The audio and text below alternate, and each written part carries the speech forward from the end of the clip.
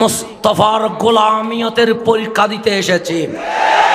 সরকার দলীয় মহাসচিব কিছুদিন আগেই বলেছিল জ্বালা, অন্তরে জ্বালা। আমরাও বলতে চাই, হ্যাঁ, আমাদের মনে বড় জ্বালা। কারণ স্বাধীনতার 51 বছর পর বাংলার জমিনে দেখতে হয় মাদক বন্ধ হয় নাই, ইফটিজিং বন্ধ হয় নাই, জেনা ব্যভিচার বন্ধ হয় নাই। বাংলার মাটিতে স্বাধীন বাংলায় অপসংস্কৃতির চর্চা হচ্ছে। যখন পুলিশ, র্যাব, আর্মি এই মাদক ইফটিজিং বন্ধ করতে পারে নাই, আমরাও বলে দিতে চাই, এই র্যাব, এই পুলিশ, এই অস্ত্র, এই জেলখানা, এই রিমান্ড, এই ক্রস ফায়ার কখনো মাদক ইফটিজিং বন্ধ করতে পারবে না।